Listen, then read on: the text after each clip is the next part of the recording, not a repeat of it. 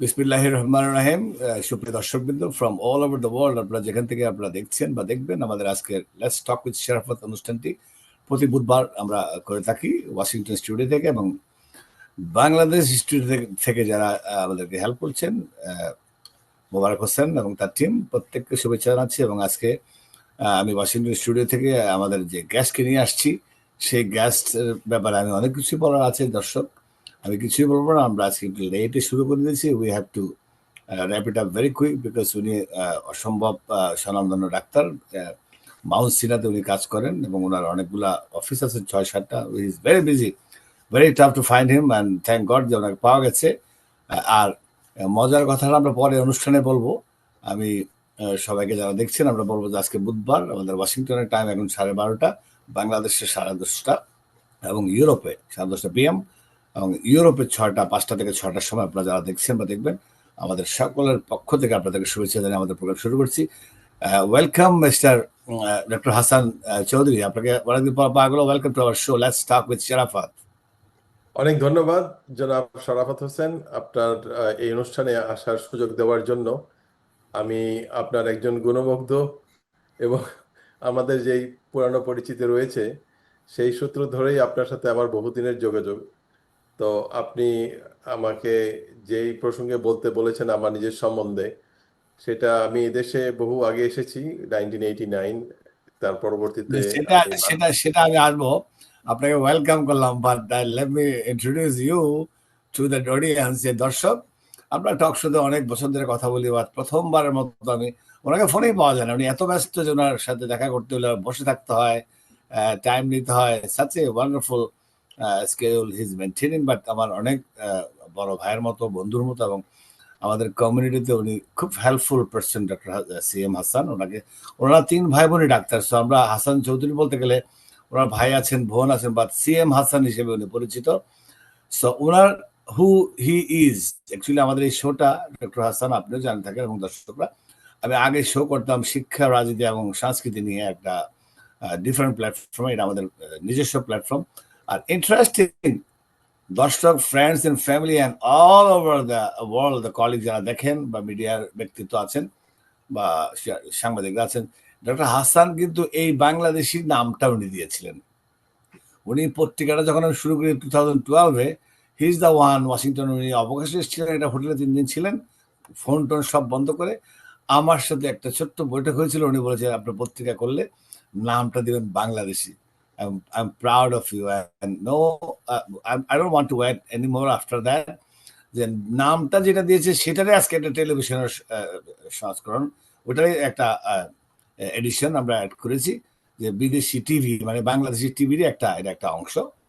So আপনি এই যে নামটা কেন দিয়েছিলেন, বা আপনার নামটা CM হাসান কেন, এবং আপনার শৈশব থেকে এখন পর্যন্ত হু ইউ আর, একটু যদি দর্শকরা বলেন। আমরা politics last person of the program আমরা হয়তো ডিসকাস, বাট CM হাসান আপনি কে, আপনি যদি দর্শককে বলেন আপনার bad time, good time, how you become CM Hasan. Mount সিনাবিতে গেলেন, কিন্তু আপনার শৈশব কোথায়, স্কুল শুরু হয়েছিল, কোথায় কলেজ, কোথায় কিছু গিরিঙ্গি, কোথায় কিছু মারামারি, কোথায় কিছু সমস্যা, বা ফ্যামিলিতে কারা ইম্পর্টেন্ট আপনার এই আজকে পর্যন্ত আসার জন্য। Please, floor is yours. জি ধন্যবাদ। আমার জন্ম ঠাকুরগাঁও, বাংলাদেশ। আহ, আহ, বর্তমানে যে বিএনপির মহাসচিব আছেন মির্জা ফখরুল ইসলাম আলমগীর, ওনার বাড়ির পাশেই আমি, দেওয়ালের পাশের বাড়ি মানুষ। এবং সেখানে অবশ্য ঠাকুরগাঁতে আমার কোনো লেখাপড়া হয় নাই। আমার বাবা ছিলেন জেলা জজ পরবর্তীতে, এবং আইন মন্ত্রণালয়ের যুগ্ম সচিব হিসেবে রিটায়ার করেছিলেন। এবং সেই সূত্রে আমার বাবার সাথে আমরা সারা বাংলাদেশ ঘুরেছি। আহ, দিনাজপুর, তারপরে ব্রাহ্মণবাড়িয়া, এই সমস্ত ময়মনসিংহ, চিটাগাং, বাগেরহাট, বিভিন্ন শহরে আমার শৈশব কেটেছে। বিভিন্ন স্কুলে লেখাপড়া হয়েছে। বাংলাদেশের সাথে আমার অনেক বড় যোগাযোগ, সব জায়গার সাথেই বলা যেতে পারে যে বদলির চাকরিতে 2 থেকে 3 বছরের করে থাকতে হয়। আমার বাবাকে থাকতে হয়েছে। আমার মাও ছিলেন শিক্ষিকা বিভিন্ন জায়গাতে আমার বাবার বদলির সূত্রে। আমার মা ছিলেন ডবল ব্যাচেলার্স, ডবল মাস্টার্স এবং ফার্স্ট ক্লাস পাওয়া 1967-এ। তা ওনার অনুপ্রেরণাই আহ, হয়তো বলা যেতে পারে আমাদেরকে লেখাপড়ার দিকে কিছুটা সাফল্যের দিকে নিয়ে গিয়েছে। আর আমার বাবাও অনেক অ্যাক্টিভলি জড়িত ছিলেন। তো আমি মোটামুটি লেখাপড়ায় ভালোই করেছি। এই ঢাকা মেডিকেল কলেজে আমি ভর্তি হয়েছি, এমবিবিএস পাশ করেছি 1983-তে। পরবর্তীতে আমি ইরানে চলে যাই 3 বছরের জন্য চাকরি করতে। তারপরে আমি ঢাকা শিশু হাসপাতালে এমডি পেডিয়াট্রিক্স এর ছাত্র হিসাবে, বাংলাদেশে মাত্র 2জন ছাত্র নেওয়া হয়েছিল ভর্তি পরীক্ষার মাধ্যমে, সেই সূত্রে আমি 2জনের মধ্যে একজন হিসাবে শিশু বিশেষজ্ঞ হতে চেয়েছিলাম। তো সেখানে 1.5 বছর করার পর আমি পরবর্তীতে আহ, আমেরিকাতে চলে আসি, এবং এখানে আসার পরে আমি ইউএসএমএল এর যে এটা পরীক্ষা দেওয়া হয় সবগুলি আমি খুব অল্প সময়ের ভিতরে পাশ করার পর আমার যে 3 বছরের রেসিডেন্সি এবং 1 বছরের চিফ রেসিডেন্সি, পরবর্তীতে 3 বছরের কার্ডিওলজি ফেলোশিপ এবং 1 বছরের ইন্টারভেনশনাল কার্ডিওলজি ফেলোশিপ, এগুলি করার পরে যেগুলিতে বোর্ড সার্টিফিকেশন পরীক্ষা হয় সেটাতে বলা হয় internal medicine, cardiology, interventional cardiology. পরবর্তীতে আমি ডায়াবেটিস এবং হার্ট ফেলিয়ারের উপরেও সার্টিফিকেশন, বোর্ড সার্টিফিকেশন করেছি। এই হলো আমার ব্যাকগ্রাউন্ড। আমার দেশি যারা রোগী আছেন নিউ ইয়র্কে, আমার 6-7টা অফিসের ভিতরে তাদের যাতায়াত, এবং মোটামুটি আমি 25-30 বছর যাবত এখানে প্র্যাকটিসে আছি ব্যস্ত সময়। এবং মাউন্ট সানে হাসপাতালে আমি বর্তমানে ক্লিনিক্যাল অ্যাসোসিয়েট প্রফেসর হিসাবে কর্মরত। আমি মোস্টলি হার্টে রিং লাগানোর কাজ করি সপ্তাহে 1 দিন, আর অন্যান্য দিন আমার রেগুলার রোগী দেখা এবং সেই সেই সেই সূত্রে চিকিৎসা দেওয়া। তো এই সংক্ষেপে এটাই বলা যেতে পারে যে আমার বর্ণনা, সংক্ষিপ্ত বর্ণনা। কিন্তু আপনি ডাক্তার হাসান যেভাবে বললেন সংক্ষিপ্ত বর্ণনা, এটা কিন্তু সিএম হাসান চৌধুরী সাহেব এটা এত সংক্ষিপ্ত না। আমি বের করে নেবো এখন। আপনি যে মাউন্ট সেনের মতো হসপিটাল, আমি সারা বিশ্বের, আমাদের হয়তো সৌদি আরব থেকে দেখছেন বা অস্ট্রেলিয়া থেকে বা হোল ইউরোপ, বাংলাদেশের রুরাল এলাকাতে এখন লাইভ দেখছেন অনেকে। আমার এই প্ল্যাটফর্মটা অনেক জায়গায় দেখা যায়। আমরা অনেকগুলা প্ল্যাটফর্ম এটাকে চালু করি একসাথে, সুতরাং সবাই দেখে, লক্ষ লক্ষ লোক দেখে যে আপনি ভিউয়ার দেখলে হবে না, এটার অনেকগুলা প্ল্যাটফর্ম আছে আমরা যেখানে প্রডিউস করি এই শোটা। সো ওরা তো মাউন্ট সিনাই জানে না অনেকে। Mount Sinai is one of the top, I repeat brothers and sister, যারা দেখবেন বা দেখছেন, এই মাউন্ট সিনাইতে বাংলাদেশ হিসেবে একটা ডাক্তার ওখানে, উনি বললেন উনি অ্যাসোসিয়েট প্রফেসর ওখানে, এবং উনি রিং লাগান। এটা এইভাবে বললে হবে না, it's not easy, it's tough. One of the best hospital in New York, আর নিউ ইয়র্ক হলো ওয়ার্ল্ডের রাজধানী আমরা বলে থাকি। ওইখানে ওই ওই Mount Sinai, I went there to see him actually একদিন। ওইখানে তো tough to get in there actually. So ওখানের একজন স্বনামধন্য ডাক্তার হিসেবে আপনাকে অভিনন্দন জানাচ্ছি আমাদের অনুষ্ঠানের পক্ষ থেকে। It's not easy. আপনার স্কুলের নামটা কি ছিল আমি ক্যাচ করতে পারি নাই। আপনি যে ঠাকুরগাঁয়ে আপনি বললেন বিএনপির মহাসচিবের করিডোরে আপনার বাসা, সেটা আমরা পরে আসবো, একটু তুখোর কথা আসবো। ওটার আপনার স্কুলের নামটা কি ছিল? আমার অনেক স্কুল, যেহেতু আমার বাবার সাথে বিভিন্ন জায়গায় ঘুরেছি, সুতরাং প্রথম স্কুল। প্রথম স্কুলে আমি ক্লাস 3-তে অ্যাকচুয়ালি আমার মা ভর্তি করে দিল কি মনে করে আমি জানি না, ক্লাস 1-2 বাদ দিয়ে। তো সেটা হলো মানে ময়মনসিংহ। 1-2 বাদ দিয়ে 3-তে ভর্তি করিয়েছেন আপনাকে? তার মানে আপনি কি হোম স্কুল করেছেন নাকি তার আগে বাসায়? না, বাসায় আমি কখন বাংলা পড়া শিখেছি আমি এখনো পর্যন্ত মনে করতে পারি না। আর যখন স্কুলে ভর্তি হয়েছি তখন দেখলাম যে অধিকাংশ ছেলে আমাদের থেকে একটু বয়সে বড়।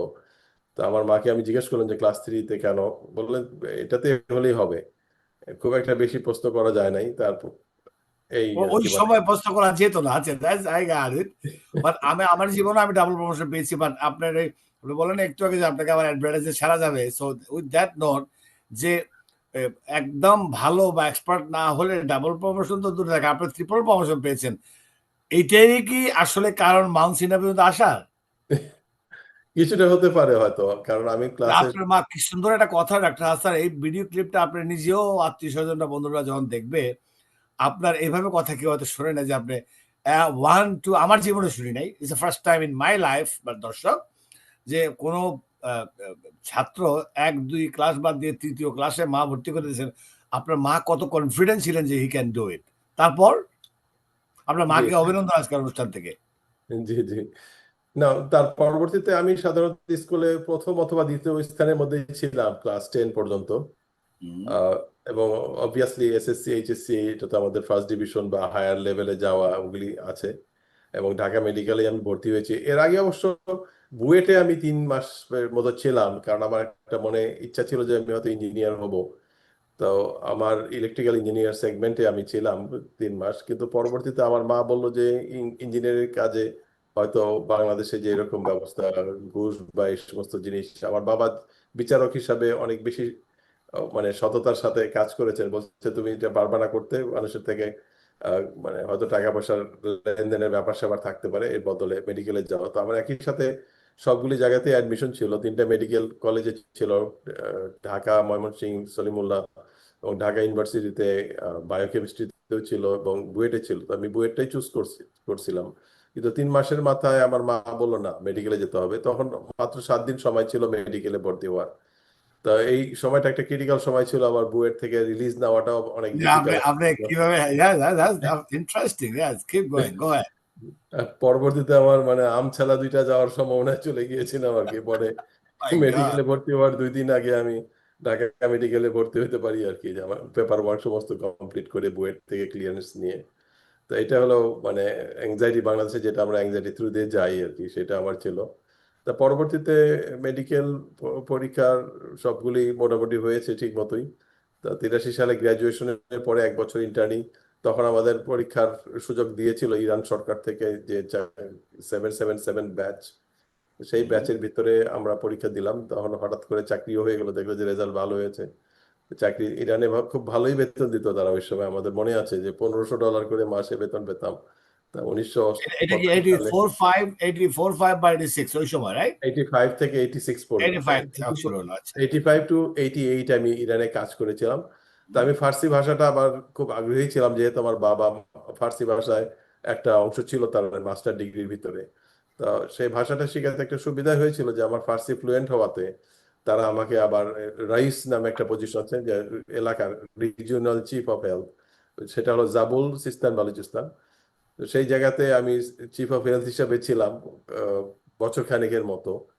তা সেখানে খুব ভালোই, মানুষগুলি অনেক ভালো এবং তারা খুব দরদি টাইপের মানুষ এবং খুবই অস্বাভাবিক রকমের ফ্রেন্ডলি এবং সাহসী। এবং আফগানিস্তানের বর্ডারে আমার কাজ হয়েছিল, তো সেখানে অনেকবার মানে যুদ্ধের ঝুঁকির ভিতরে পড়ে গিয়েছিলাম আমি। তো অনেক ভালো এক্সপিরিয়েন্স ইরানে। তো পরবর্তীতে ঢাকাতে যখন আমি ফেরত আসলাম, তখন আমার যেহেতু আমেরিকার গ্রিন কার্ডের অ্যাপ্লিকেশন দিয়েছিলেন আমার ভাই, সো সেই সূত্রে আমার আমেরিকাতে আসার, তখন আমার যে বছর খানেক সময় ছিল, ওই সময় শিশু হাসপাতালে আমি অনারারি কাজ করছিলাম। যে আমার আমি মনে মনে ভাবলাম যে শিশু বিশেষজ্ঞ হব। সেখানে ওই সময় পরীক্ষা দেওয়ার একটা সুযোগ দিল হঠাৎ করে, যে এমডি পেডিয়াট্রিক্স এর একটা কোর্স চালু হবে। তো সেই ক্ষেত্রে যারা যারা পরীক্ষা দিতে পারে, তা 500-600 জন লোক চলে আসলো পরীক্ষা দেওয়ার জন্য, বিশাল Mhm. ভিড়। তো সেই পরীক্ষাতে আমি অ্যাডমিশন টেস্টে একটা আনইউজুয়াল স্কোর করেছিলাম আমি, সেটা হলো আমি 100-র ভিতরে 100ই পেয়েছিলাম। তো এটা দেখার জন্য এটাতে Congratulations. অনেকে আমাকে ডাইরেক্টর সাহেব ডেকে নিয়েছিলেন। ওনার নাম ছিলেন ডক্টর আকবর, খুব সম্মানীয় ব্যক্তি। উনি পরবর্তীতে বাংলাদেশের রাজনীতিতে এমপি হিসেবে কয়েকবার নির্বাচিত হয়েছিলেন। তো উনি আমাকে বললেন যে পরীক্ষা তো ভালো করলা তুমি, এখন তো পজিশন আমরা দুজনকে দিব, কিন্তু তোমার তো বিদেশে চলে যাওয়ার কথা শুনছি। তা আমি বললাম যে ইরানের সাথে আমেরিকার যে বিরোধ, সেই বিরোধের ভিতরে আমাকে যদি আমেরিকাতে ঢুকতে না দেয়, তখন আমি একটা সুযোগ পেলাম, আপনি যদি আমাকে দিতেন দয়া করে। তখন বললো যে ঠিক আছে, আমি তোমাকে দিচ্ছি। তো পরবর্তীতে আমি 1.5 বছর ওখানে ছিলাম। শিশু হাসপাতালে থেকে আমাকে পিজি হাসপাতালে ওই পেডিয়াট্রিক্স এর কোর্স করার জন্য নিয়ে যেত আর কি। 2জন ছাত্র, 1জন শিক্ষক, এই হিসাবে লেখাপড়া চলছিল। ভালোই, সেই লেখাপড়া থেকেও আমি কিছুটা উপকৃত হয়েছি। যার ফলে পরবর্তীতে আমেরিকাতে যখন আমি ল্যান্ড করেছি, আমি 3 সপ্তাহের মাথায় কোনো ক্যাপলান বা অন্য কোনো কোর্স ছাড়াই আমি Mm. ইউএসএমএলির সবগুলি অংশ পাশ করার ফলে আমার ওই যে রেসিডেন্সির ইন্টারভিউতে আমি সাথে সাথে প্রথম ইন্টারভিউতে আমি রেসিডেন্সি পেয়ে যাই। এবং পরবর্তীতে ওই আমার আপনি যেটা বলছেন রেসিডেন্সির ব্যাপারটা অনেকেই বুঝবে না আদার ওয়ার্ল্ড থেকে। It is not easy, it's tough for all doctors. জি আপনি বলেন যে আপনি অনেক ইজি ভাবে বাইপাস করে গেছেন। গো হেড। ইয়েস। জি জি জি। তো সেখানে পরবর্তীতে আমার রেসিডেন্সি হয়েছিল নর্থ শোরে, এবং তাদের কোনো ওই ফেলোশিপ প্রোগ্রাম যেখানে মানে স্পেশালিটি বানায়, সেই প্রোগ্রামটা ছিল না তাদের। পরবর্তীতে আমি ব্রুকলিন হসপিটাল সেন্টারে যাই এবং সেখানে তাদের সব ধরনের ফেলোশিপ বা ট্রেনিং এর ব্যবস্থা ছিল। তখন সেখানে আমাকে তারা চিফ রেসিডেন্ট হিসাবে 1 বছরের এক্সট্রা একটা অ্যাপয়েন্টমেন্ট দিয়েছিল। তো চিফ রেসিডেন্টের দায়িত্ব হলো যে রেসিডেন্সি প্রোগ্রামে 140 জন রেসিডেন্ট আছে, তাদেরকে দেখাশোনা করা বা তাদের অ্যাডমিনিস্ট্রেটর হিসেবে কাজ করা।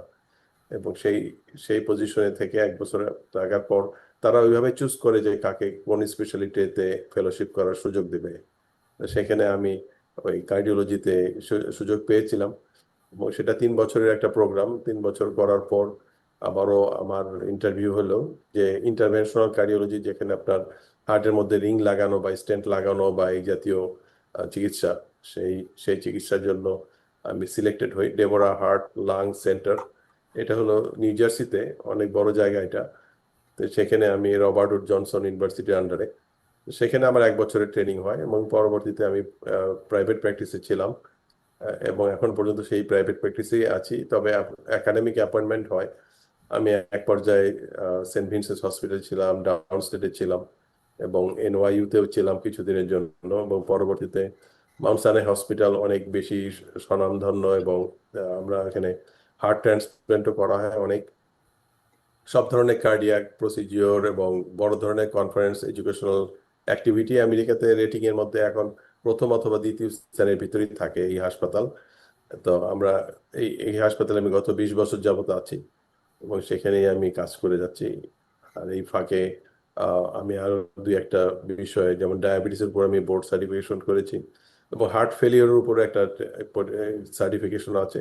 আহ, সেগুলিও আমি করেছি, যার ফলে আমার রুগীদের একটু সুযোগ সুবিধা একটু বেটারই হয়, যে ধর হার্ট ফেলিয়ারের জন্য অন্য কোথাও যাওয়া লাগছে না বা ডায়াবেটিস ম্যানেজমেন্টের জন্য অন্য কোথাও যাওয়া লাগছে না। যার ফলে আমার মোটামুটি ওয়ান স্টপ হিসাবেই আছে আমার মানে অ্যাক্টিভিটি। এই মোটামুটি এর মধ্যেই চলছে আর কি। মানে চমৎকার কিছু কথা বললেন, যেগুলো কখনো আমরাও শুনি নাই, শোনার সুযোগও হতো না, আজকের অনুষ্ঠানে হচ্ছে।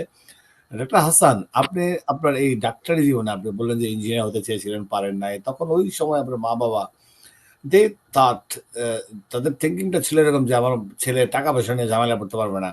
মানে এই যে ব্রাইভারি বা এই চাঁদা দেওয়া, এই পয়সা দেওয়ার ব্যাপারটা তখন থেকে বড়ভাবে ছিল বলে আমার মনে হচ্ছে, আমরা সবাই জানি। এখন এটা বিকট আকার ধারণ করেছে, বাট ডাক্তার হওয়ার পরে আপনি যে এখন এই শিশু বিশেষজ্ঞ থেকে, শিশু থেকে আবার এসে হার্টে চলে আসলেন, এই যে আপনি আপনার এই প্রফেশনে গুড সাইড ব্যাড সাইড নিয়ে কিছু বলবেন নাকি? যে আপনার ম্যাক্সিমাম তো আপনারা অ্যাওয়ার্ডই প্রোগ্রাম করে থাকেন, যে সব আপনারা তো সব কামাচ্ছেন, কারণ হার্ট তো ইটস নট ইজি সাবজেক্ট। আপনার একেবারেই নেগেটিভ কিছু ঘটনা আছে কিনা যদি বলতে না চান, বা একেবারে সাকসেসফুল, যেহেতু মাউন্ট সেনা কাজ করছেন, ডেফিনেটলি স্বনামধন্য জায়গায় সাকসেসটাই বেশি। এই হার্টের এই আপনার এই প্রফেশন নিয়ে কিছু বলবেন নাকি, যে আপনার কোন জিনিসটা আপনার মনে লাগার মতো? Both side, positive and negative, of course জি, পজিটিভ মোস্টলি। জি।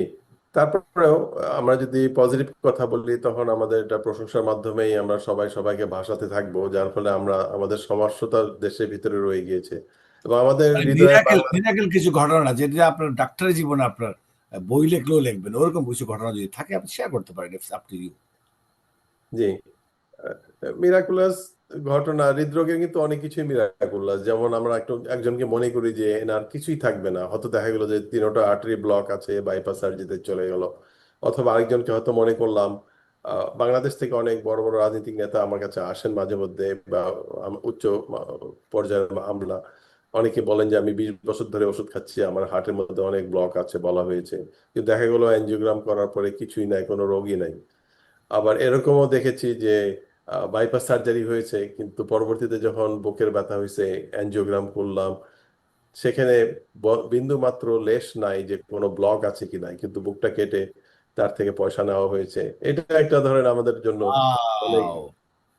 এরকম। তবে হর হামেশা পাওয়া যায় মোটামুটি যে বাংলাদেশে 2টা রিং লাগানো হয়েছে, পরবর্তীতে যখন আমরা এখানে আবার অ্যানজিওগ্রাম করলাম, এখানে বিন্দুমাত্র স্টেন্ট লাগাবার কোনো চিহ্নই নাই সেখানে। এরকমও আমাদের দেখি, মাঝে মধ্যে দেখি আমাদের দেশ থেকে আসা। তো এই ক্ষেত্রে আমাদের হয়তো নিজের দেশের সমালোচনা করতে হবে, নিজের দেশের বদনাম কিছুটা চলে আসবে। তো সেক্ষেত্রে আমাদের হয়তো রেগুলেটরি যারা আছেন তাদের জন্য এটা অনেক বড় দায়িত্ব হিসেবে থাকা উচিত, যে আমাদের এত বড়, যেমন গত সপ্তাহে হয়েছে আমার, যে অনেক স্বনামখ্যাত ডাক্তার, যার নাম বললে এক নামে বাংলাদেশের সবাই চিনবে, তারই একজন রুগী আমার কাছে আসলেন, বললে আমার তো রিং লাগানো হয়েছে, এখনো কিছু বুকের ব্যথা হচ্ছে। পরবর্তীতে বললাম যে আপনি তাহলে সিডিটা নিয়ে আসেন অ্যানজিওগ্রামের। তা গত সপ্তাহের এই কথা। এবং উনি বললেন যে সিটি আনতে গেলেন হাসপাতালে, বলছে যে না তো আপনার তো কোনো এনজিওগ্রামই হয় না। তো আমি বললাম যে আমি যে 2 দিন থেকে গেলাম, রিং লাগালাম, টাকা দিলাম, রিসিট টিসিট সবই আছে। বলছে না আপনার কিছুই নাই, আপনার কিছুই হয়নি, আপনি আসেনও নাই। তাই ও মাই গড, রেকর্ডিং নাই। রেকর্ডই নাই। এবং সেই রোগী এখন ফ্যামিলি হতভম্ব অবস্থায় আমাকে সারাদিনই কল করে বলছে এখন কি করা হচ্ছে। তাহলে এখানে এসে এখন উনি বাংলাদেশ থেকে এখানে আসার মতো তার অর্থনৈতিক স্বাচ্ছন্দ্য নাই। তা উনি এখন হয়তো ব্যাংকক যাবে বা ইন্ডিয়া যাবে বা এই জাতীয় কিছু একটা, কিন্তু উনি কষ্টে আছেন, ওনার শ্বাসে কষ্ট হচ্ছে, একতলা থেকে দোতলা উঠতে পারতেছে না। তো বলছে আমি রিং লাগালাম, অথচ বলে আমি প্রসিজিওরও করলাম, 2 দিন থাকলামও, পায়ের মধ্যে ক্ষত রয়েছে যেখানে সুই ঢুকাইছে, কিন্তু এখন সবাই পুরো হাসপাতালেই সবাই তাকে বলছে যে আপনি এখানে আসেনই নাই। এগুলি ওয়াও, দ্যাটস সাংঘাতিক ঘটনা এটা। ও মাই জি, গড।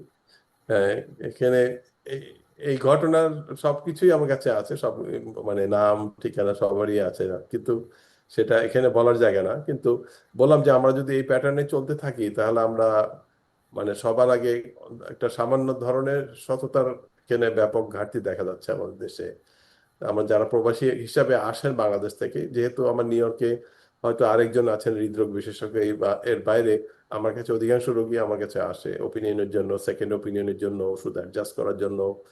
সেক্ষেত্রে আমি প্রায় দেখি যে ওষুধের মধ্যে যে ওষুধের যে ব্যবহারটা হচ্ছে, এটা আমেরিকাতে আমরা চিকিৎসাটা কিন্তু করি দুইটা লাইনে। একটা বলা হয় গাইডলাইন, গাইডলাইনটা হলো আমেরিকান কলেজ অফ কার্ডিওলজি এবং আমেরিকান হার্ট অ্যাসোসিয়েশন।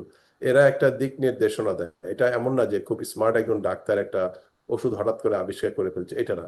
সেটা হলো যে যারা সবাই স্মার্ট এখানে, তারা হয়তো 5,000 6,000 10,000 মিলে এক যখন একমত হয় তখন একটা গাইডলাইন সৃষ্টি হয়।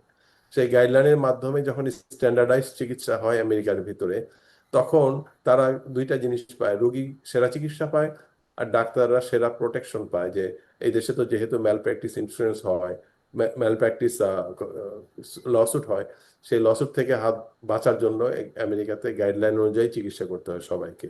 এটা এমন না যে রহিম ডাক্তার একভাবে ওষুধ দেয়, করিম ডাক্তার আরেকভাবে ওষুধ দেয়, সেটা না। আপনাকে গাইডলাইন ফলো না করলে আপনাকে যে কেউ যদি লসুট করে তখন আপনি সে ডিফেন্স করতে পারবেন না। আপনার insurance company out of court settle করে আপনাকে ইন্স্যুরেন্স থেকে আপনার নাম কেটে দিবে, পরবর্তীতে আপনার ডাক্তারি করার সুযোগ থাকবে না। তো এত কিছুর ভয়েই হোক অথবা জ্ঞানের আগ্রহের কারণেই হোক, আমরা কিছুটা আইন কানুন ফলো করি। তো সেই আইন কানুনের আলোকে এই গাইডলাইনটা কিন্তু কোনো সিক্রেট না, এটা অনলাইনে অ্যাভেলেবেল। এবং বিভিন্ন দেশে এই গাইডলাইনের ভিত্তি করে আরব ওয়ার্ল্ডে অথবা ইউকে, ইউরোপ সব জায়গাতে গাইডলাইন, ইউরোপের নিজস্ব কিছু গাইডলাইন রয়েছে, সেটা 99% একই আমেরিকান গাইডলাইনের মতো। কিন্তু আমাদের দেশে কি এই গাইডলাইনের ব্যবহার হয় না পোস্ট গ্রাজুয়েট এডুকেশনে? সেটা আমার মাঝে মধ্যে প্রশ্ন আসে। কারণ যখন আমরা ওষুধটা দেখি, ওষুধের ভিতরে অনেক বয়স্ক ডাক্তার, অভিজ্ঞতা কিন্তু আপনার বয়স বাড়লে অভিজ্ঞতা হবে এমন কোনো কথা না। আপনার বই পুস্তক না পড়লে অভিজ্ঞতা বয়স বাড়তে থাকবে, কিন্তু অভিজ্ঞতা তো আর আসবে না। যার ফলে আমরা দেখি যে হার্ট ফেলিওরের রোগী এখন এই দেশে, আমাদের দেশে এবং বাংলাদেশ, এই আমেরিকাতে সব জায়গাতে হার্ট ফেলিওর কিন্তু খুব একটা ছোট ডেফিনেশনের মাধ্যমে নির্ধারণ করা হয়। যেমন আপনি যদি সামান্য শ্বাসকষ্ট হয় এবং ডায়াবেটিস, হাই ব্লাড প্রেশার থাকে, তাহলে কিন্তু আপনি ক্লাস সি, এটার 4টা ক্লাস আছে, ABCD। ক্লাস সির ভিতরে আপনি কিন্তু পড়ে গেলেন, এবং ক্লাস সির জন্য একটা ম্যানেজমেন্ট আছে। কারণ হার্ট ফেলিওর একটা অবনতিশীল একটা অবস্থান, যে আপনি যদি সামান্য শ্বাসকষ্ট হয় একতলা দোতলা উঠতে গেলে, এটা কিন্তু স্থির থাকবে না, এটা বাড়বে। এটার একটা প্রেডিক্টেড টাইম লিমিট আছে, যে আপনি 3 বছরের মাথায় আপনি দেখবেন যে 2 সিঁড়ি উঠতেও আপনার কষ্ট হচ্ছে। এটা এমন না যে না আমার বেলায় এটা হবে না, অন্যের বেলায় হবে। তো এই সমস্ত যে গাইডলাইন গুলি আছে, সেগুলি গাইডলাইনের মাধ্যমে যে আমাদেরকে আপডেট করার যে বাধ্যবাধকতা রয়েছে, সেটা কিন্তু এই জন্য আমাদের বোর্ড সার্টিফিকেশনের মধ্যে কিন্তু একটা এক্সপিরেশন ডেট রয়ে গিয়েছে, যে আপনি 10 বছরের মাথায় আপনার এই ডিগ্রিটা আপনি ব্যবহার করতে পারবেন না। যে আপনি বোর্ড সার্টিফাইড মেডিসিন, এটা আপনার 10 বছর পরে আবার পরীক্ষা দিয়ে এটা নিতে হবে। এই এই অ্যাকাউন্টেবিলিটি বাংলাদেশ নাই, পরীক্ষা সিস্টেম নাই এটা বাংলাদেশে। এটা এটা পৃথিবীর কিছু কোথাও ডাক্তাররা চাচ্ছে এটা ইমপ্লিমেন্ট করাতে সরকারকে দিয়ে, না। বাট দে এটা করলে অলওয়েজ হয়তো, জি, ফেইলিং। জি, এটা করতে চেষ্টা করলে হয়তো মানে বড় ধরনের আন্দোলনের সম্মুখীন হতে হবে, কিন্তু এবং অন্য দেশে নাই, ইউরোপে নাই, আমাকে মিডল একজন ইস্টে নাই। স্পেশাল ডাক্তার আবিদ, একজন উনিও সার্জন, উনি বলেছে যে ওনার বন্ধু ছিল একসময় মন্ত্রী, তাও উনি করাইতে পারেন নাই। না, এটা যদি আপনার করতে যদি করা যেত তাহলে কিন্তু আমাদের শিক্ষার মান এবং চিকিৎসার মান অনেক বেশি হতো আমাদের। ডাক্তার সাহেব, আমি আপনার আমি নিজে ইমোশনাল হয়েছিলাম হার্টের ব্যাপার শুধু আপনাদের সবারই তো হার্টের ভয় থাকে। হার্ট এমন একটা দর্শক, হার্ট এমন একটা জিনিস, এটার কোনো গ্যারান্টি নাই। অনেকে হার্ট চিকিৎসা করছে, রিং লাগাচ্ছে, বাইপাস হচ্ছে, বাট হার্টের অনেকে ধপ করে মারা যাচ্ছে। সো ডাক্তার হাসান, আমার একটা কোশ্চেন, যে অনেক জায়গায় দেখি যে হঠাৎ করে গ্যাস ফর্ম করে এই বা দিকের নিচে বা সাইডে, বা মাসেল পেনটাকে অনেক সময় মনে হয় হার্ট। কোটি কোটি লোক সারা বিশ্বে একই জিনিস ভাবে যে এটা বোধহয় গ্যাস, একটা থাম খেয়ে নি, একটা অ্যান্টাসিড খেয়ে নি। সো আসলে সিমটমটা কি গ্যাসের, আর সিমটমটা কি আপনার এই এটা কি বলে, অনেক সময় তো আপনার মাসেলের জন্য অনেক সময় মনে হয় হার্টের। জি। একটু যদি আপনি সহজ ভাষায় বলে দেন, যদিও এগুলো ধরা যায় না, অনেক সময় বোঝাই যায় না, আপনি তো এক্সপার্ট, মাউন্ট সিনাতে কাজ করছেন। What is the exact, almost কাছাকাছি symptom for gas, symptom for muscle pain, symptom for heart পেইনের এর কথা আগে বলছি, জি এর আগে একটা কথা বলতে এবং হবে যে সাথে সাথে কি করা দরকার? জি একটা কথা হলো যে এটা উত্তরটা একটু সময় হয়ে যাবে। তো আপনি ধরেন একটু আমি বলছি, তারপরে আমি চেষ্টা করব সবচেয়ে ক্ষুদ্রতম সময়ের মধ্যে আপনাকে ওইটা উত্তরটা প্লিজ। দেওয়ার জন্য।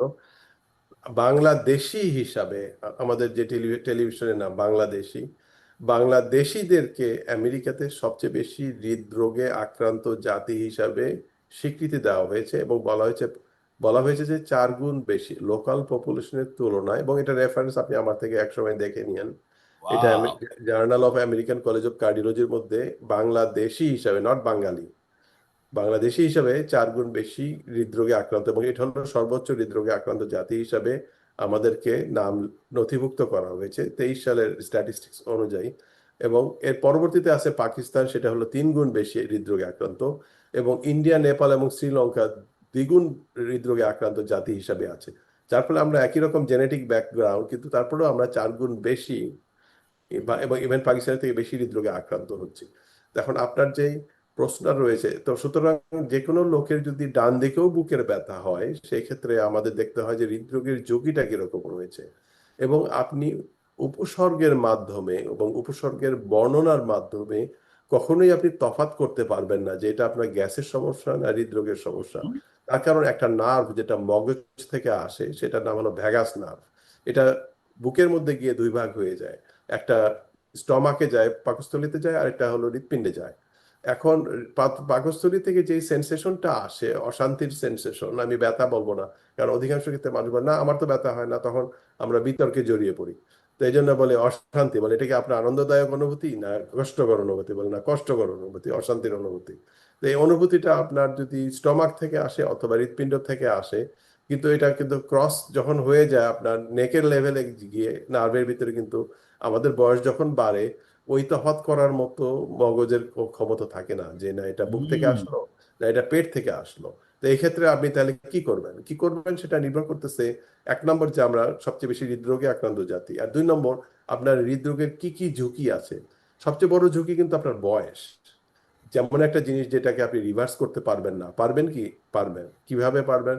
আপনি যদি 15-16 বছর বয়স থেকে কিছু এক্সারসাইজ করতেন, তাহলে কিন্তু আমি ব্যায়ামও বিশেষজ্ঞ হিসাবে কিছুটা আমার একসময় আমি কার্ডিয়াক রিহ্যাবের কাজ করেছি এবং আমি ব্যায়ামের উপরে কিছু ট্রেনিং করা এবং সার্টিফাইড।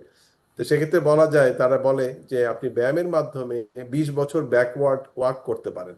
তার মানে এই না যে আপনার হৃদরোগের ঝুঁকি আছে কি নাই সেটা না পরীক্ষা করে আপনি হঠাৎ করে ব্যায়াম শুরু করতে পারবেন না, আপনাকে তার আগে কিছু টেস্ট করতে হবে। তা আমাদের এখন হৃদরোগের ঝুঁকিতে যেতে হয় যে কেউ যদি সিগারেট খায় বা ওভারওয়েট থাকে বা রাতে ঘুমায় না বা কম্পিউটার ব্যবহার করছে, চেয়ারের মধ্যে বসে আছে, বা ডায়াবেটিস আছে, কোলেস্টেরল, ট্রাইগ্লিসারাইড আছে, লিপোপ্রোটিন লিটল এ আছে, বংশের হৃদরোগ আছে, অথবা যাদের অতীতে বুকের ব্যথার সমস্যা ছিল বা রিং লাগানো আছে, এই সমস্ত গ্রুপের মানুষের কিন্তু বুকের ব্যথা যে ধরনের হোক না কেন দ্রুত গতিতে চিকিৎসকের শরণাপন্ন হওয়া উচিত।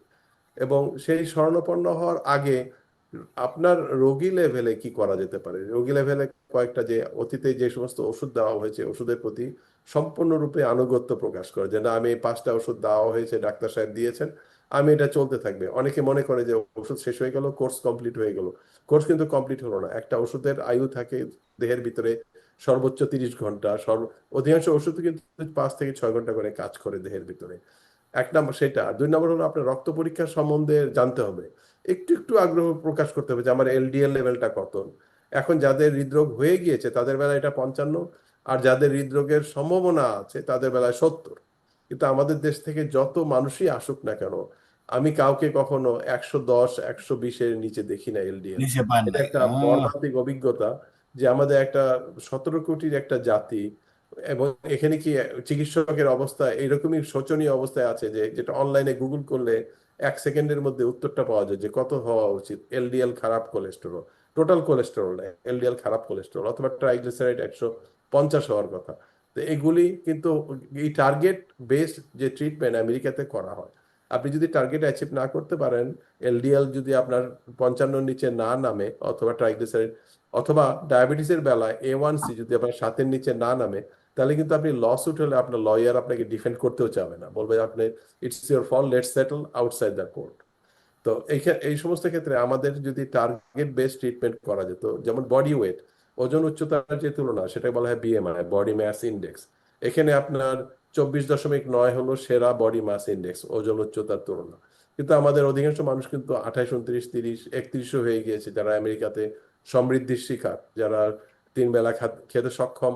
আগে হয়তো দেশে খাওয়ার সংকট ছিল, এখানে 3 বেলা 4 বেলা খাওয়া হয়ে যাচ্ছে, যার ফলে হৃদরোগে তারা দ্রুত গতিতে আক্রান্ত হচ্ছে, অনেক বড় বড় বাড়ি গাড়ি হচ্ছে, কিন্তু হৃদরোগে আক্রান্ত হয়ে বাইপাস হওয়ার পরে লাইফের কোয়ালিটি চলে যাচ্ছে। এবং তার অনেকের কিন্তু সেক্সুয়াল লাইফও কিন্তু টোটালি ডিস্ট্রয়েড অবস্থায় চলে যায়। যে সমস্ত কারণে হৃদরোগ হয়, সেই একই কারণে কিন্তু ক্যান্সারেরও আধিক্য হয়ে থাকে। তো আপনাদের এখানে কতগুলি টার্গেট দেওয়া যেতে পারে যে আপনার বিএমআই ধরেন 25 না হোক 26-এ থাকবে, এলডিএল খারাপ কোলেস্ট্রল আপনার 70-এর নিচে থাকবে, বা ট্রাইগ্লিসারাইড আপনার 150-এর মধ্যে থাকবে, হিমোগ্লোবিন A1C 3 মাসের গড় ডায়াবেটিস আপনার 7-এর নিচে থাকবে। তারপরে আপনার ফিজিক্যাল অ্যাক্টিভিটি সপ্তাহে 150 মিনিট আপনার এক্সারসাইজ করতেই হবে। তারপরে আপনার স্ক্রিন টাইম আপনি কমাই দিবেন, রাতে আপনার 7 ঘন্টা ঘুমাতে হবে। আবার নতুন সমস্যা একটা আছে, যারা নাক ডাকেন তাদের বেলায় আপনার আরেকটা রোগ আছে, সেটা হলো যে স্লিপ অ্যাপনিয়া। স্লিপ অ্যাপনিয়াতে আপনার অসম্ভব কমন একটা রোগ কিন্তু এখন আমাদের বাংলাদেশিদের ভিতরে, যাদের সামান্য ওয়েট বেড়ে যায়, 10 পাউন্ড 15 পাউন্ড বেড়ে যায়, তারা কিন্তু দিনের বেলা ঘুমিয়ে যান, এবং অথবা গাড়ি চালাতে গিয়ে ঘুমিয়ে অ্যাক্সিডেন্ট করেন। এদের ক্ষেত্রে কিন্তু বিশেষ পরীক্ষা রয়েছে, সেটা বলা হয় স্লিপ টেস্ট। স্লিপ টেস্ট করার পরে অধিকাংশ ক্ষেত্রেই আমরা দেখি যে তাদের নিকট ভবিষ্যতে বা এই এই মুহূর্তেই সিপ্যাপ মেশিনের মাধ্যমে তাদেরকে রাতে ঘুমানোর রিকমেন্ডেশন আছে। তো অনেকে বলে না আমার সিপ্যাপ মেশিন আমি ভালো লাগে না, আমার ঘুমে ডিস্টার্ব হয়। কিন্তু আপনি যখন স্লিপ অ্যাপনিয়ার রোগী, এবং আপনার যখন সিপ্যাপ মেশিন রিকমেন্ডেড করা হয়েছে, আপনি যদি আপনি ব্যবহার না করেন, কিন্তু তখন আপনি হায়ার পার্সেন্টেজে স্ট্রোক হবে, হার্ট অ্যাটাক হবে, এবং আপনার শরীর আরো বেশি মোটা হতে থাকবে, কারণ দিনের বেলায় রাতে না ঘুমানোর কারণে আপনার খিদা প্রচন্ড পরিমাণে বেড়ে যাবে, আপনার এমার্জেন্সি হরমোন সিস্টেম শরীরের ভিতরে অনেক ভেসে ভেসে বেড়াবে, যার ফলে আপনার শরীরটা কিন্তু অনেক মেদবহুল হবে, পেটের জায়গায় অনেক বড় পেট হয়ে যাবে। এবং এই সমস্ত মানুষ কিন্তু আহ, বিভিন্ন রকম মানে মানসিক শারীরিক অশান্তিতে, শারীরিক অক্ষমতার বিভিন্ন পর্যায়ে চলে যান, এবং তাদের কিন্তু শর্ট লাইফ হয়, তারা কিন্তু সে ওই 95 বছর আর বাঁচেন না, 60 65-তেই ওনাদের সেটেল করে যেতে হয় এই দুনিয়ার সাথে। তো এগুলি একটা মহামারী আকারে আছে, আমাদের হয়তো জাতীয় নীতি বানানো উচিত, যে আমাদের হয়তো বোর্ড সার্টিফিকেশন অপশনাল হিসেবে দেওয়া উচিত, যে নিজে নিজে আপনি ডিগ্রি রিনিউ করে নেবেন। যদি বাধ্যতামূলক করেন তাহলে হয়তো আমাদের দেশে আন্দোলনের পরিবেশ সৃষ্টি হতে পারে। অপশনাল করলে যারা অপশনাল ডিগ্রি করেছে, এক সেম ডিগ্রি সেকেন্ড টাইম করবে অনলাইনে মাল্টিপল চয়েস কোশ্চেনের মাধ্যমে, কোনো ফেস টু ফেস কারোর সাথে না, যাতে করে আপনার হায়ার স্ট্যান্ডার্ড উনি মেনটেন করছেন।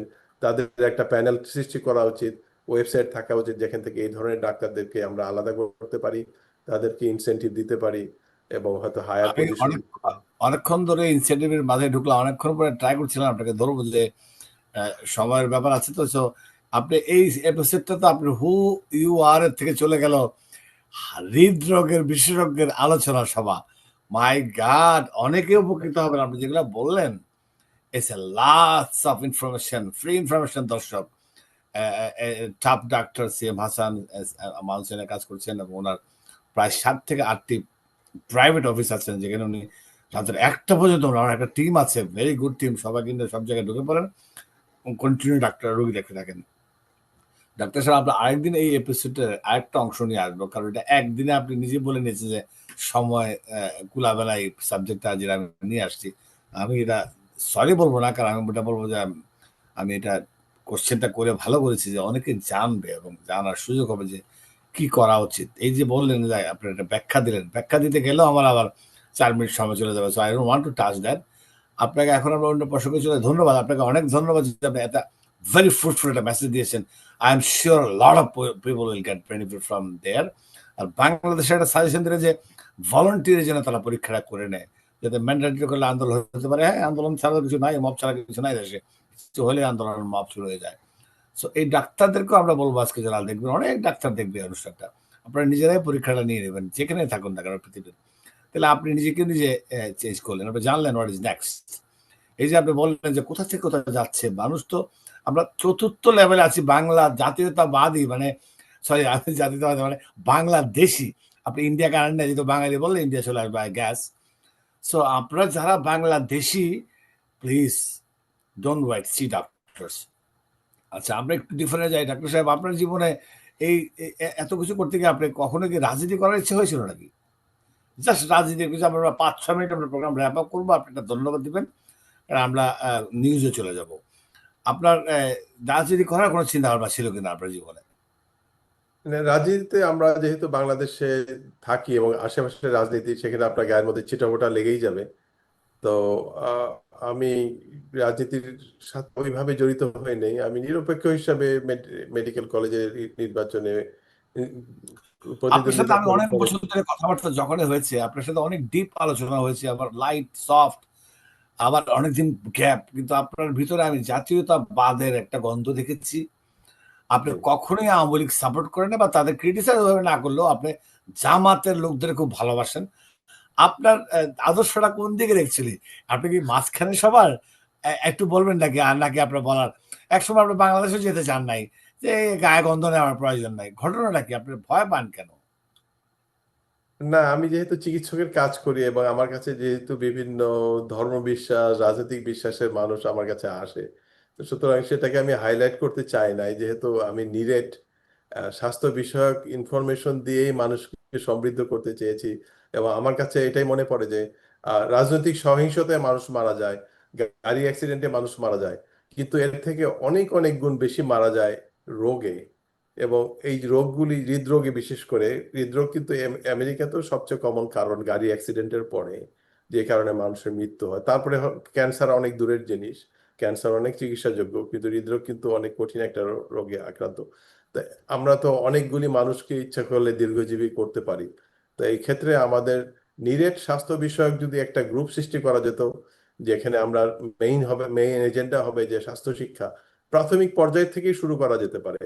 ক্লাস ওয়ানের ছাত্রদেরকেও আমরা কিন্তু স্বাস্থ্য বিষয়ক বই লেখার জন্য কাউকে দায়িত্ব দেওয়া উচিত, বা কোনো গ্রুপকে দায়িত্ব দেওয়া উচিত, যে এই যে ক্লাস আপনি ওয়ান থেকে। বললেন যে স্বাস্থ্য বিষয়ক দায়িত্ব দেওয়া উচিত, আপনি কি মনে করেন সরকার তো একেক সময় একটা থাকে, আমাদের আমি বলবো অন দ্য রেকর্ড আমাদের পক্ষেই সরকার এখন বাংলাদেশে আছে। আপনাকে যদি কোনো রকমের স্বাস্থ্যের ব্যাপারে কোনো সহযোগিতা চায়, are you willing to accept that? অ- অবশ্যই, অবশ্যই, কারণ আমি আমাদের দেশে, আমি এখন একটা আহ, আমার ঠাকুরগাঁতেই আমি একটা মাদ্রাসা বানাবার চেষ্টা করছি, যেটা হবে স্বাস্থ্য বিষয়ক মাদ্রাসা, যেটা বাংলাদেশে নাই।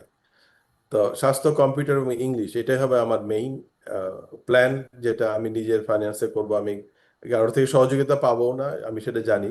আহ, তো সেক্ষেত্রে যারা আছেন তারা, এবং মাদ্রাসা কেন এবং স্কুল কেন না, কারণ স্কুল তো অনেক পাওয়ারফুল একটা সিস্টেম, যেখানে আমার গলাবার কোনো সুযোগ নাই। মাদ্রাসারা খুব নমনীয় একটা ভাব নিয়ে তারা চলে, সুতরাং সেখানে আমি যেটা দিতে চাই, যে আমাদের গ্রাম্য লোক যার পায়ের ভিতরে সেটা জুতার ওরা ভিতরে, নেবে এবং রেসপেক্টটাও করবে। হ্যাঁ, গাড়ি জি, যেখানে আপনার কৃমি এখনো পর্যন্ত একটা কিন্তু বড় ধরনের সমস্যা রয়েছে। মানুষের পায়ের নিচে খালি পায়ে হাঁটছে, মানুষ যেখানে সেখানে পায়খানা করছে, এবং সেই কৃমিটা কিন্তু পায়ের ভিতর দিয়ে ঢুকে যাচ্ছে। আমি কিন্তু বাংলাদেশে প্র্যাকটিসও করেছি 3 বছর 4 বছরের মতো। ফাঁকে ফাঁকে যখন যখন যাই আমি দেশের মধ্যে। তো এইখানে এটা একটা সহজ আপনার যে আপনার জুতা পরে হাঁটতে হবে, এই জিনিসটা কিন্তু ঠিক ওইভাবে কোথাও নাই আমাদের।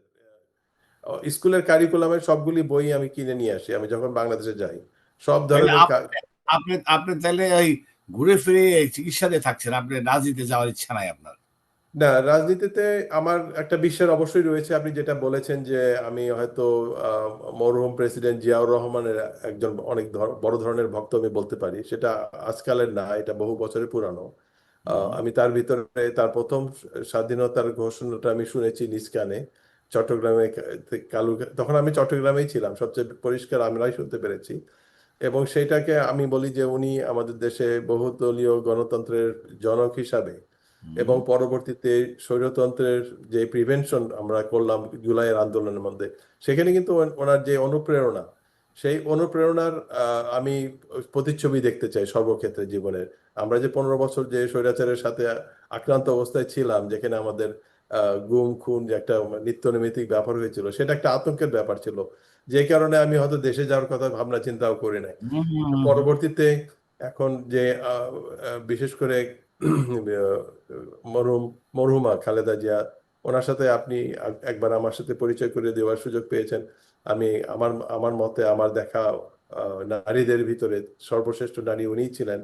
এবং তার দেখানো পথে আমরা যে এখনো চলতে পারছি, বর্তমান যে ক্ষমতাসীন যারা আছেন তাদের, সেটাতে আমি অনেকটা স্বচ্ছন্দ বোধ করি আর কি। তা এর এর বাইরে ধরেন আমি বলতে চাই, যদি রাজনৈতিক বিশ্বাস বলতে চাই, তা আমার দুইটা সাজেশন আছে। একটা হলো, আমরা কিন্তু জিয়াউর রহমানের সুষ্ঠু মূল্যায়ন করি না, তার ছবি সম্বলিত আমি টাকা দেখতে চাই। যে আমার কিন্তু চাওয়াটা ঠিক ডাক্তারের দৃষ্টিতে চাওয়া, এটা কিন্তু অন্যান্য মানুষের চাওয়ার সাথে মিল হবে না। আমি দেখতে চাই যে জিয়া ইন্টারন্যাশনাল এয়ারপোর্ট হিসাবে আমার শাহজালাল নাম যা চেঞ্জ করা হয়েছে, সেখানে আমাদের সেই নামটা পরিবর্তিত হয়ে আবার জিয়া ইন্টারন্যাশনালই হওয়া উচিত। কারণ আমরা এটা ঠিক রাজনৈতিক দিক থেকে না, এটা হলো যে আমাদের দেশের দাবি, এটা হওয়া উচিত, এটা জনগণের দাবি হওয়া উচিত। কারণ আমরা কিন্তু আমাদের গুণী লোককে ওইভাবে আমরা কদর করতে পারি না। আমাদের দেশে জিয়াউর রহমানের নামে একটা হাসপাতাল বগুড়াতে আছে, এছাড়া খুব একটা কিছু নাই। কিন্তু এত বড় যে একটা ঘোষণা দিয়েছে সেই বয়সে, কারণ ওই প্রজন্ম কিন্তু এখন অধিকাংশ কিন্তু মারা গিয়েছে। এটাও আমাদের জন্য দুঃখজনক যে আমরা রোগে আক্রান্ত হয়ে এবং আমরা পরবর্তীতে অল্প বয়সে আমরা মারা যাচ্ছি একটা দেশে, 70-80 বছর বয়সে। কিন্তু আমি ওই বয়সে, আমার বয়স 10 ছিল, এবং সেই সময় আমি সেই ঘোষণা দেখেছি, এবং সেইটার যে উদ্দীপনা, ওনার মৃত্যুতে জানাজাতে যে সমস্ত লোক হয়েছিল, যেই পরিমাণে লোক হয়েছিল, এইটা কিন্তু আমরা কদর করতে পারলাম না। আমাদের তাহলে পরবর্তীতে আমরা কাকে কদর করব তাহলে? আমরা কি, কারণ আমাদের মন কিন্তু চায় একজনকে আইডিয়ালাইজ করতে, প্রত্যেকের মনের ভিতরে।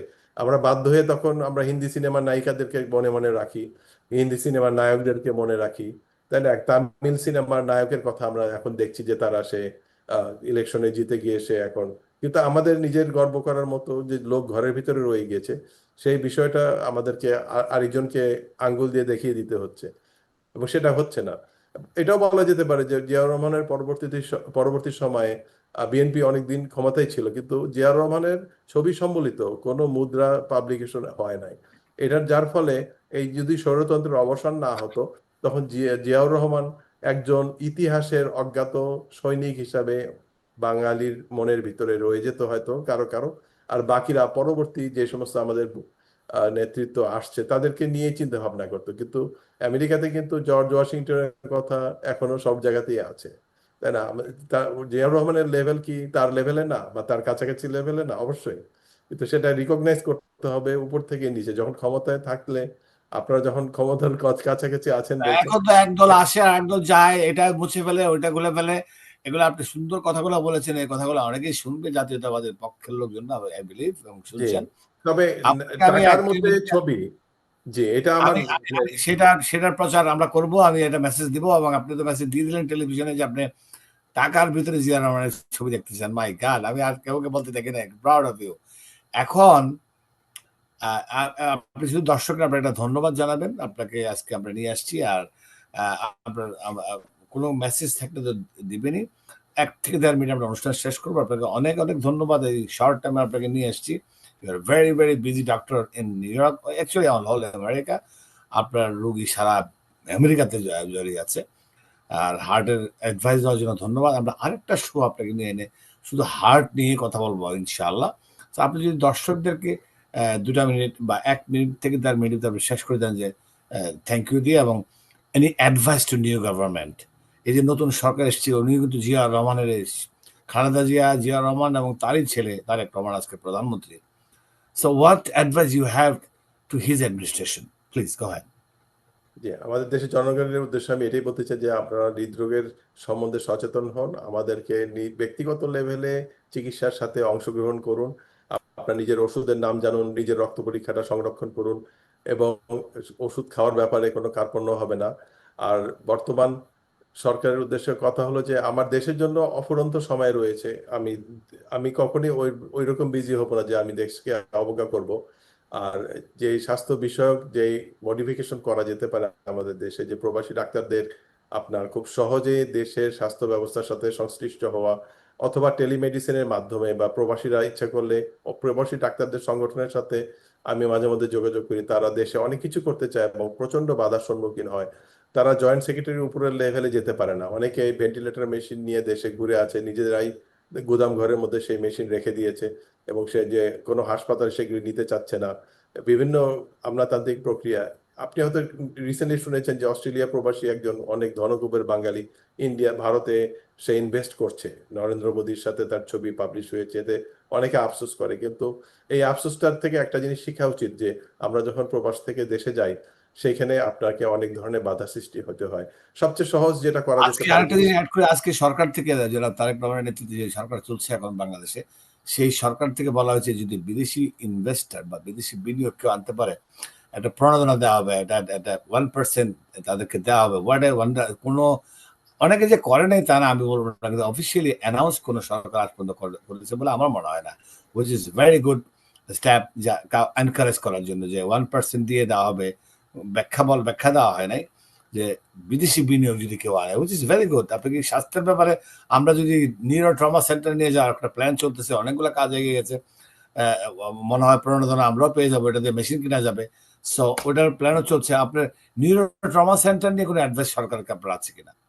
জি, এর আগে আরেকটা জিনিস বলে নি যে আমাদের জাতীয় পরিচয়পত্র পেতেই আমাদের বহু সময় লাগে। আমাদের যেখানে দূতাবাসগুলি রয়েছে তারা কি সেই সেই বিশ্বাসযোগ্যতা এখনো অর্জন করতে পারেন নাই, যে এখানে যখন আপনার একটা মানুষ দরখাস্ত দেয় আমেরিকান পাসপোর্টধারী, যে আমার জাতীয় পরিচয়পত্র এবং বাংলাদেশি পাসপোর্ট লাগবে, এই দূতাবাসকে কি ওই পরিমাণ বিশ্বাস করা সম্ভব না যে একদম বাংলাদেশের পুলিশের কাছে এই এই না, পাসপোর্টের কপি? এগুলা সিএম হাসান, এগুলো আপনার হয়তো অনেকটাই হয়তো আপনি ডাক্তারি করতে করতে খেয়াল রাখতেছেন না। আপনার ডক্টর ইউনূসের সময় আমাদের এই ভয়েস ফর গ্লোবাল বাংলাদেশিদের নেতৃত্বে এগুলো কিন্তু এই ভোটাধিকার যেরকম যেরকম প্রবাসী ভোট দিতে পারছে, যেগুলো বিরল ঘটনা ছিল, এটা কেউই ভাবে না যে হবে। পুলিশ ভেরিফিকেশন সহজীকরণ, তারপর আপনার এই পাওয়ার অফ অ্যাটর্নি, এগুলো কিন্তু অনেক কিছু, এবং এনআইডি অনেক কিছু সহজীকরণ করা হয়েছে কিন্তু অ্যাকচুয়ালি, যেটা চিন্তাও করা যায় না আগে। তো আপনি জাস্ট একটা ধন্যবাদ দেন, আমরা শেষ করতে হচ্ছে। জি, জি, সরকারকে আপনার অ্যাডভাইস কি স্বাস্থ্য খাতে? জি, একেবারে ছোট্ট করে জি, 30 সেকেন্ডে। জি। আপনার সরকারের উচিত যে আমাদের জন্য, প্রবাসীদের জন্য কিছু জব অপরচুনিটি অনলাইনের মাধ্যমে ওপেন করতে পারেন, যেহেতু আমরা ডিজিটাল লাইফে এখন অভ্যস্ত, এবং সেখানে হয়তো কেউ টেলিমেডিসিনের মাধ্যমে নিজস্ব গ্রামে বা নিজস্ব হাসপাতালে যদি সে কিছু রোগীর সার্ভিস দিতে চায়। কারণ অধিকাংশ ক্ষেত্রেই কিন্তু রোগীর শারীরিক স্পর্শ প্রয়োজন হয় না, সেখানে আপনার ইন্টেলেকচুয়ালি আপনার ওষুধগুলিকে মডিফিকেশন করা যায়, সেটা হয়তো কুইকেস্ট ওয়েতে দেশের স্বাস্থ্য খাতে প্রবাসী কোনো চিকিৎসক কন্ট্রিবিউট করতে পারবে। ওয়াও, দ্যাটস এই প্রোগ্রামের একটা চমৎকার একটা আইটেম এটা দিয়ে দিলেন আপনি, যে প্রবাসীদেরকে সরকার কোনোভাবে এনি ফর্মে হায়ার করতে পারে কিনা to get a service, the highest level service. এই ক্ষেত্রে আমি 1 সেকেন্ড সময় নেবো, যে আমি আমার গ্রামের মধ্যে যে চিকিৎসাটা আমি মাঝে মধ্যে হেল্প করি, সেটা হলো যে আমার রোগী যারা আছে গ্রামের ভিতরে, তারা লোকাল ফার্মাসিতে যায়, সেখানে বসে আমাকে রোগের বর্ণনা দেয়, এবং ফোনটা আমি তখন ফার্মাসিস্টের সাথে ফোনে কথা বলে তাকে আমি ওষুধগুলি দিয়ে দেই। তো এটাই হয়তো মানে একটা খুব crude model of taking care of a patient, but এই হোয়াটসঅ্যাপের মাধ্যমে ইদানিং তারা হয়তো রোগের বর্ণনা দিচ্ছে, এবং সেটা আমি দেখে ওইখানেই ফার্মাসিস্ট ভিতরে যে ফার্মাসিস্ট যারা আছে, এবং তারা সারপ্রাইজিংলি তারা কিন্তু অনেক জ্ঞানী, তাদের কিন্তু কোনো ডিগ্রি টুগ্রি কিছু নাই, কিন্তু প্রতিটা ওষুধের সে মুখ তার নখদর্পণে কোনো না কোনো কারণে আমাদের হাই আইকিউ অনেক মানুষকে কিন্তু অবহেলিত অবস্থায় রাখা হয়েছে বিভিন্ন রকম জটিলতা, আমলাতান্ত্রিক জটিলতার মাধ্যমে। তো আপনি আপনি বলছেন যে আপনার এই রিমোট ডাক্তার হায়ার করার জন্য তো চমৎকার একটা আইটেম পেলাম আমরা। Will discuss and will advertise that under your leadership করা যায় কিনা আমরা উইল আমরা প্ল্যান করার চেষ্টা করবো ইনশাল্লাহ। With that note doctor Hasan, আবারও আপনাকে অনেক ধন্যবাদ জানাচ্ছি। আপনি অনেকগুলো ফ্রুটফুল মেসেজ দিলেন আমাদের টেলিভিশনে। I believe people will gate lot of benefit out of it. আপনাকে আজকে এটা বলে আমি এখানে শেষ করতে যাচ্ছি। আবারও আরেকদিন আপনাকে নিয়ে আসা হবে দর্শক। আমরা আগামী বুধবার আবারও একই টাইমে দুপুর 12টা আপনাদের সাথে দেখা হবে। ওইটা বলে আমি আজকের অনুষ্ঠানটি এখানে শেষ করে যাচ্ছি। আল্লাহ হাফেজ। আল্লাহ হাফিজ, ধন্যবাদ।